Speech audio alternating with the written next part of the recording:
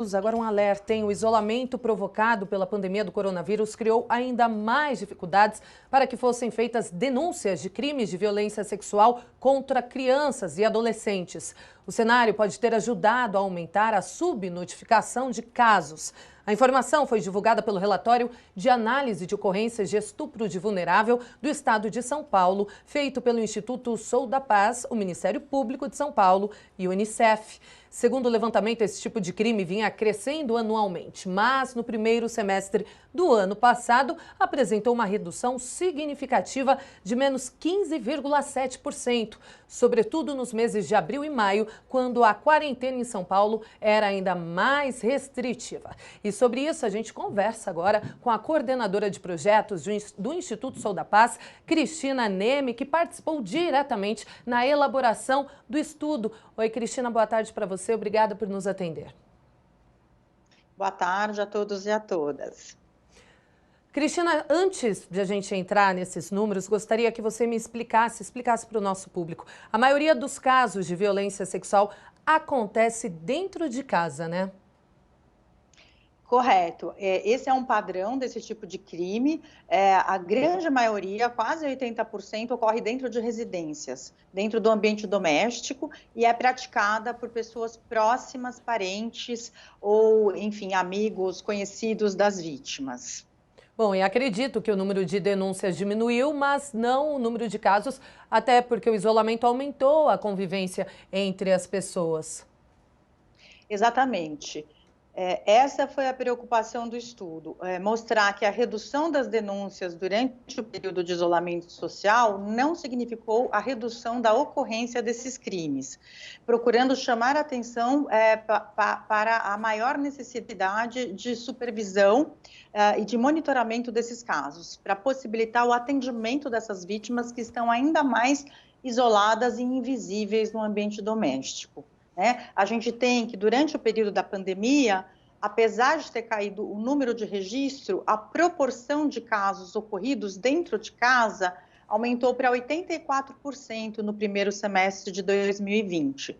E isso sinaliza para o agravamento do problema, embora ele esteja sendo subnotificado. Com certeza. E o que fazer, Cristina, nesse caso? A criança ou adolescente sem o convívio com pessoas de fora, até porque ir para a escola, ou ir para a casa dos amiguinhos, ajuda as crianças e os adolescentes a denunciarem. Agora eles ficam, talvez, com medo de denunciar o agressor. Como que pode agir? É possível perceber, de repente, o comportamento da vítima que está sofrendo o abuso por meio do comportamento dessa criança, os pais, as pessoas de casa, como que elas podem agir?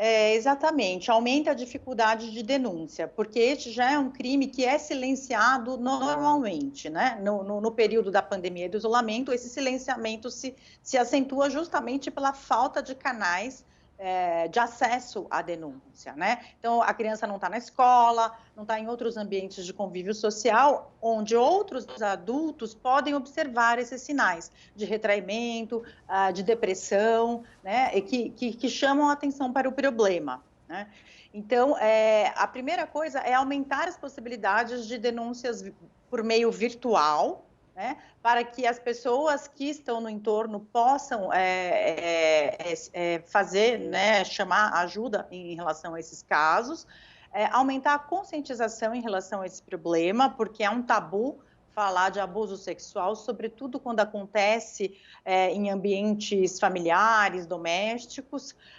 Então, é um tema que tem que ser discutido na sociedade e nas escolas, e especialmente fazendo a educação sexual apropriada desde a infância, justamente para que as vítimas possam perceber desde o início que tem algum comportamento inadequado, em relação ao seu corpo quando isso acontecer.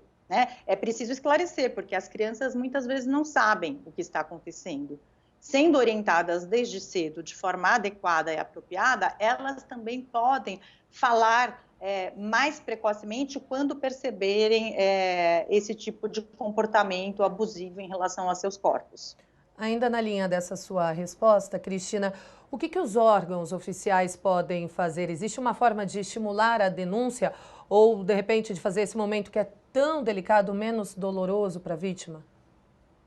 Então, a gente tem o Disque 100, né, que é um canal virtual do governo federal, que encaminha os casos para os estados.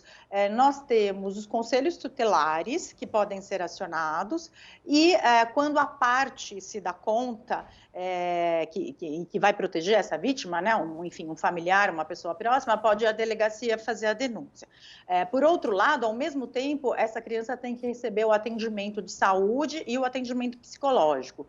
Então, tem que recorrer ao sistema de saúde para que ela possa ser atendida. Uma preocupação muito grande em relação ao atendimento dessas vítimas é não revitimizá-las, né? O que isso significa? Seja ao ser cuidada no atendimento da saúde, e seja ao ser ouvida no sistema de justiça, né, começando pela polícia e chegando até o judiciário, quando do caso de um processo, há um cuidado, há um atendimento especializado para tratar desses casos. E essas crianças têm o direito de serem atendidas de forma humanizada, porque a repetição por inúmeras vezes daquilo que aconteceu, de uma forma descuidada, sem assistência psicológica e da assistência social, acaba por agravar o trauma, né? Por revitimizar a cada momento aquele evento, né? Aquele crime que foi sofrido no passado. Com certeza. Bom, conversamos com Cristina Neme, que é coordenadora de projetos do Instituto Sou da Paz. Cristina, muito obrigada por nos atender. Um ótimo ano novo para você e para sua família. Obrigada.